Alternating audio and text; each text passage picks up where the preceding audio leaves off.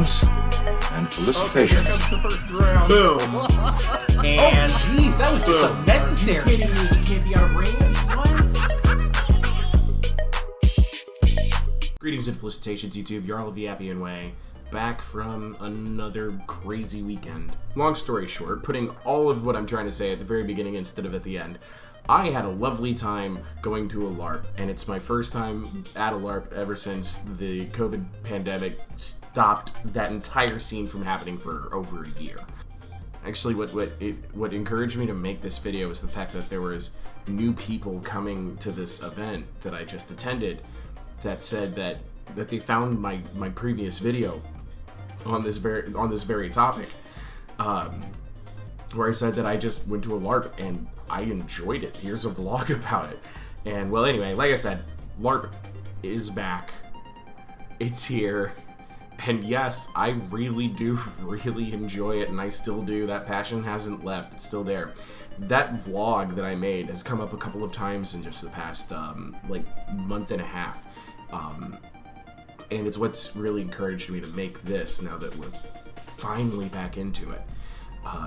It was brought up in the meme stream where I was the interviewed guest for Gaming Rambles and Captain Cranium, and it also came up because some excited new players who are going to be coming to Dammerung said they just did a YouTube search for it, and then they found my video about it, and I'm like, whoa, that thing that, you know, less than 20% of my channel could have possibly ever seen. Yeah, like this is a long time ago now, since I made that video. And anyway, like I said, I just came back from that weekend, and let me tell you, stay hydrated. Okay, so for those of you who don't know, that was a callback joke.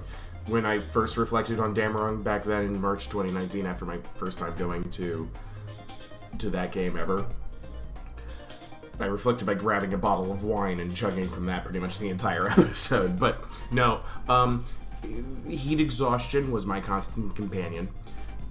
Man, I have to tell you, I was really nervous.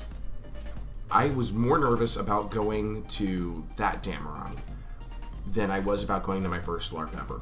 And the reason why is because I know now the emotional and mental burden that can come from doing an entire weekend to somebody else. Those of you who haven't tried it, like, I know it seems weird to have it explained to you, but I promise you it's very much true. There is a real emotional burden, a real mental burden that comes from just spending a weekend in escapism, and then it mostly hits when it's all done and you come back and you're crashed back into your own life, and this 50-hour period of which you are in near constant social contact with other people.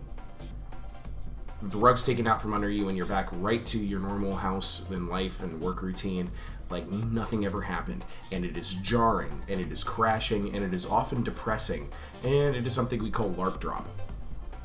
Now, if you take that and increase the length of it by 15 months, I guess what I'm getting at here is that LARP is addictive.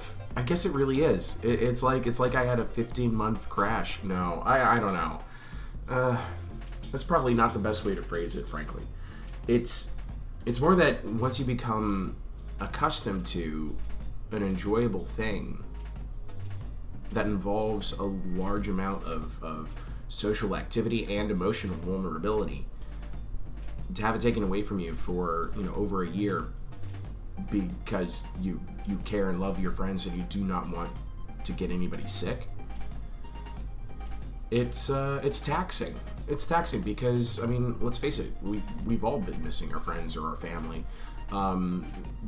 The disease took so much from everybody, you know, and we're finally in a place where we felt like it was safe enough to actually do. Everybody had to prove that they were vaccinated. But I'm gonna stop talking about the disease because we don't need to talk about it anymore for this video anyway. What was worrying the most was actually if I would have the social energy to make it all the way through one of those weekends. I was telling people before it even started. I was like, yeah, I'm pretty sure emotionally me and everybody else is going to be completely checked out midday Saturday. Keeping in mind that a LARP weekend for Dammerung anyway is pretty much starts at about midday Friday because of, travel, packing, unpacking, seeing people, getting excited, getting everything set up, getting into character, and then the game starting in the evening, all the way to about noonish on Sunday, where the game ends, and then the several hours, shorter for some, longer for others, particularly the game runners, of cleanup and the social crash that comes after that. I was telling people my social crash was going to happen in mid-Saturday, not Monday after LARP weekend. I was really concerned about my ability to manage my emotional and mental health. That's what I'm getting at. That made me nervous. I was nervous that, and it seems foolish to say it now, but I was nervous that I was going to be able to maintain some of the same friendships that I had from years before for people I hadn't seen in such a long time. And let me be frank, just being able to hug some of these people was enough to break my heart. It was just so nice to have this opportunity to be so close with all of these people that I've been so emotionally vulnerable with for such a long time. That's really what it all boils down to, is that when you're pursuing these really strange and amazing and fantastical plot lines, and you're diving deep inside yourself while at the same time exploring scenes with as much emotional vulnerability as possible, because you eventually learn to trust all of these people with your emotions, and all the while you're separating yourself from the equation, but there's a part of you in every character. Am I making any sense? Is this just a jumble of words?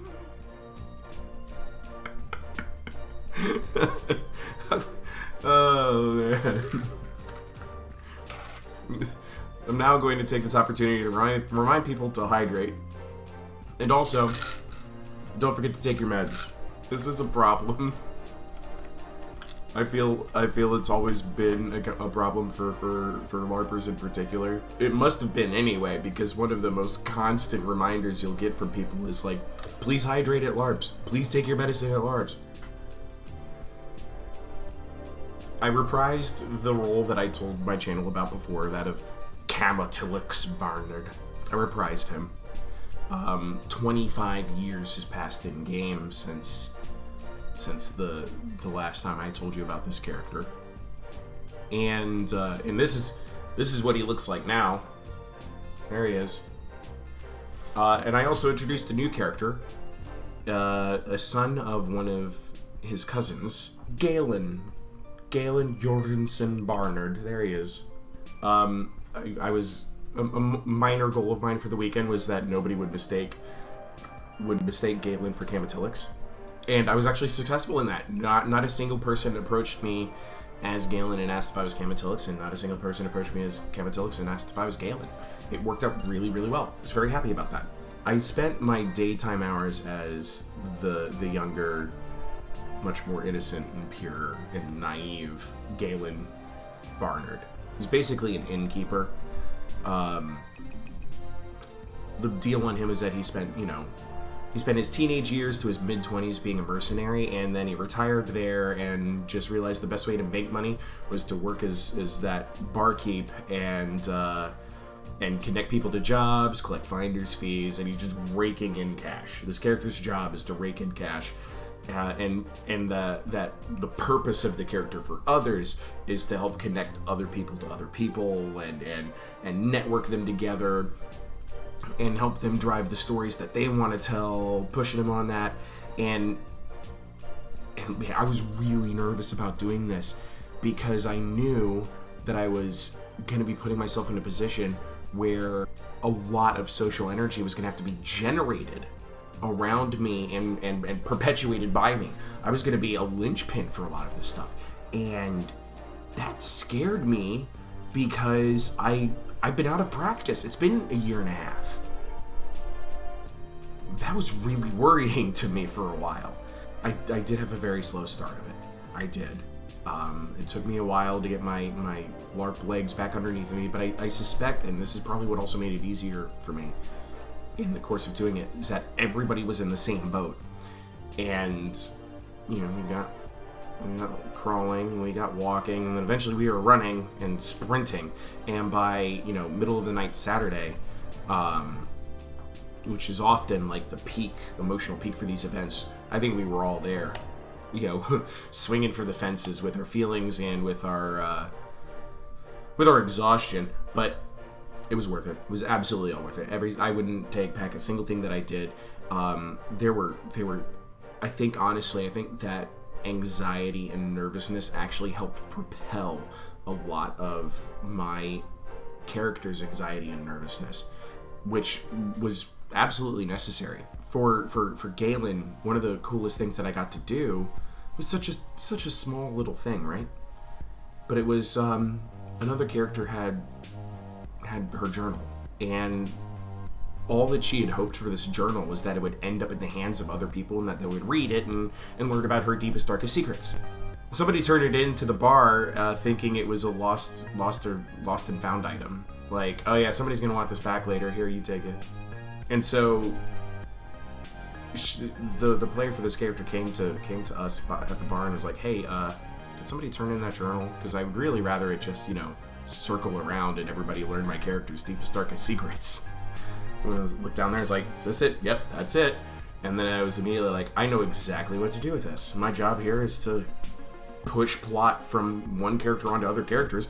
I opened the thing up and I just started reading it page by page by page, put it through the lens of my naive idiot of a character. And then I immediately used it as a conversation piece for talking to at least 5 or 6 other people around the bar, until eventually one of those characters was like, you know, that's not your journal. You shouldn't be reading that. You should give that back. So I gave it back. It's like, I'm sorry, I read the thing. You'll have to... Oh yeah, my characters all have Scottish accents in this game. Gave it back. Did the right thing.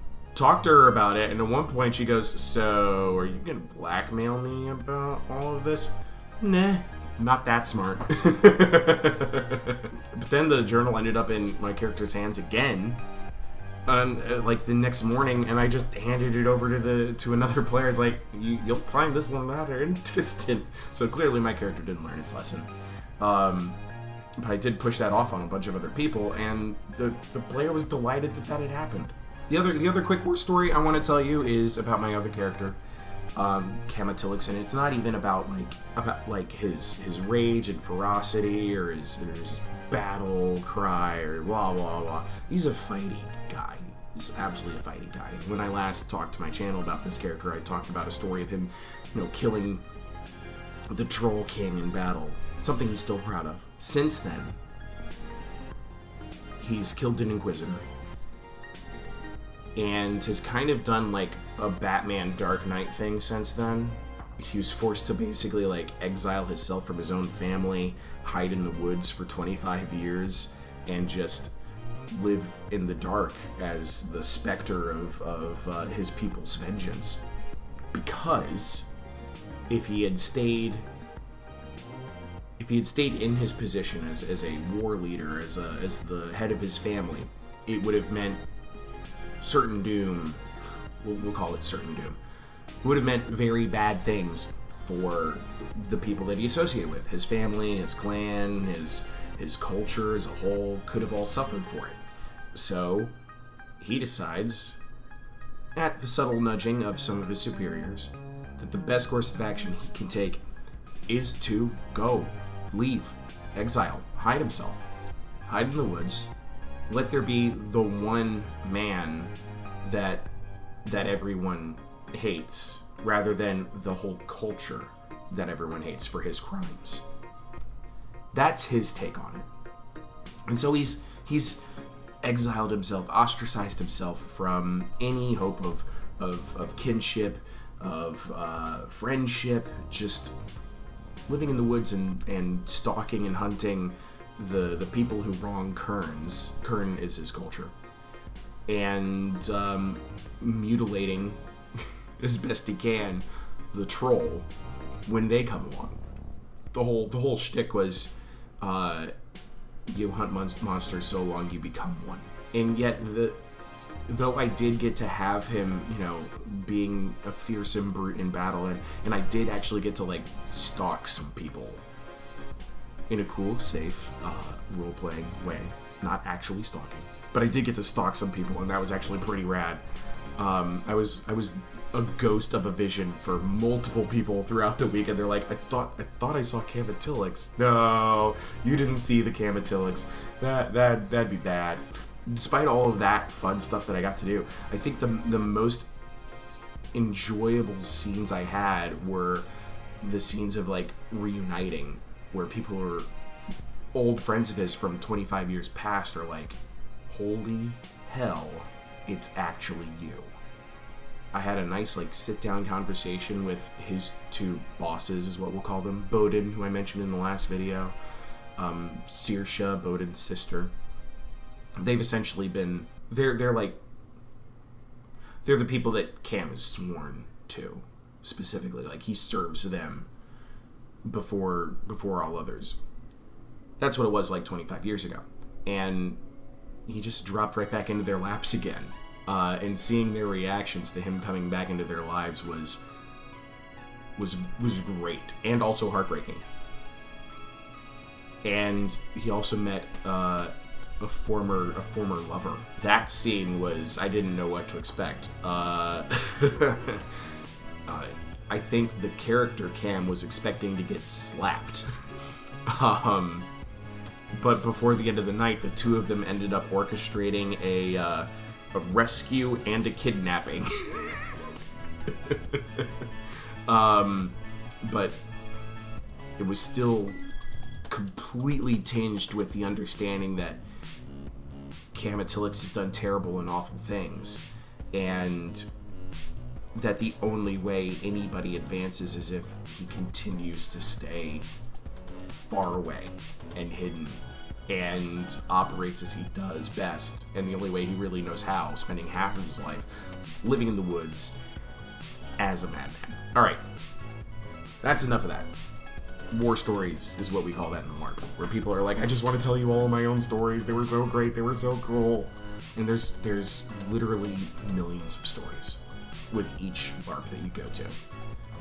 And reading about how everybody reacted to things is amazing and incredible. One of my favorite traditions and one of my best ways to help myself come back to my real life is that process in which you're talking to everybody online and you're hearing about what small ways you made a difference for somebody else, whether you knew it or not, in their own storytelling process. I mean, it's really rewarding, and I've been enjoying that. That I guess I'll call it a tradition. I've been enjoying that tradition for about the last, let's see here, about 24 hours now. I'm recording this on Monday evening, by the way, after the event. And that said, it wasn't easy. It really wasn't easy. I was prepared no. I can't say I was prepared. I knew there was going to be extra emotional burden this time, and on the personal level. And I tried to prepare myself for it. I think by about 30 minutes after the game started, I had already snapped at somebody, just because I was still trying to set up my stupid tent. Oh my god, that tent was so frustrating. I love my friends. I love them. I've made so many friends in this hobby.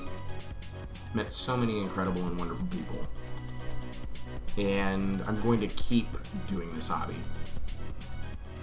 And I'm going to keep meeting new people every time. Every event, there's somebody new. This time, I've been blessed by meeting a ton of new friends. A lot of new people came to this event. I got to really get to know a bunch of really cool and interesting people, and I'm going to keep doing it. So for the past year and a half, you all on my channel have been an incredible social outlet for me. and I love every second of interaction I have with everybody. It's been extremely rewarding and extremely fun for me. What makes LARPing different is that the social output I give has immediate social feedback. Making YouTube videos, I put all my social energy into this recording, and then I put a lot of labor into the creation of the video, and then it goes up, and then 2 days later you see it. Generally, that's how it goes. And then I get feedback from that. It's a very one-sided relationship I have with you all. And I've been missing that, I've been really missing that ability to meet with people and have that instant feedback.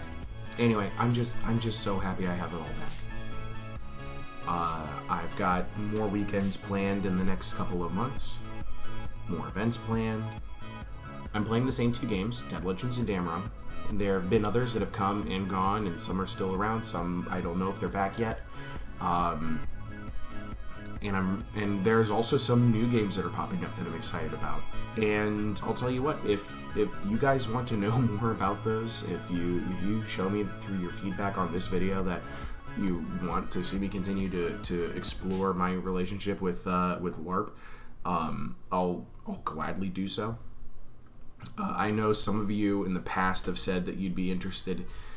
I think I only mentioned it maybe once in some obscure video well before my channel grew to what it is now, that there is actually like a LARP local here to where I am that's heavily inspired by Warhammer Fantasy.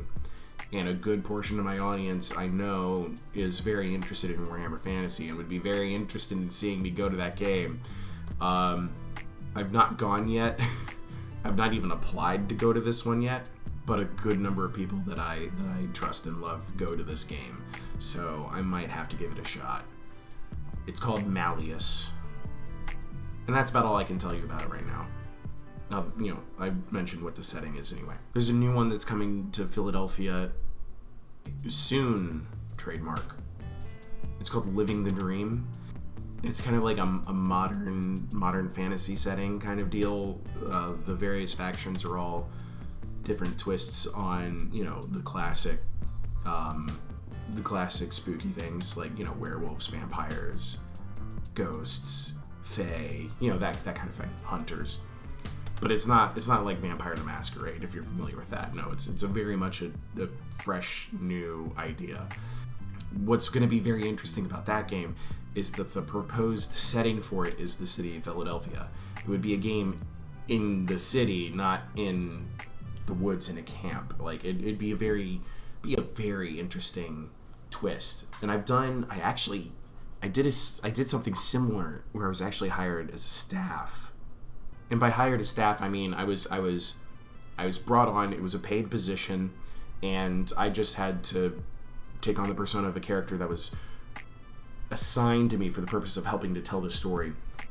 It was for a game called Scapegoat, and it took place in New York City. The setting for the game was the 5 boroughs. Mostly Manhattan, though. Almost the entire game was Manhattan. That was a lot of fun, and I hope I get to do something like that again. And that's what's really got me intrigued about Living the Dream LARP. And I'm crossing my fingers. I'd really like to go to that one. But I don't have any of the details yet about how that one's going to start. And if you're coming to my video because you met me at LARP, or because you found me because you're exploring about Dammerung Larp, Living the Dream is right up your alley. I'm telling you now, you're going to like Living the Dream. You're going to like the creator of Living the Dream. I haven't asked their permission to say who they are, so I'm not going to, but they're somebody that I absolutely trust and love, and somebody who also gives amazing hugs. I've missed being able to hug my friends. Anyway, this is a very long-winded video. I'm probably cutting out huge swaths of it. Who knows?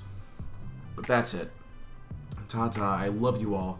I'll see you guys in the next video. And also, please forgive me if there's like a huge slump in my channel. I tried prepping in advance, getting a whole bunch of videos ready to push me through deeper into later this week. So that you didn't lose any content, but I still might be a little bit longer before I actually return. Anyway, I'm going to wait until my voice is fully recovered before I really start recording again. So my Throwback Thursday might not even happen this week. Anyway, that's it. Ta-ta. I love you all. And I'll see you guys in my next video.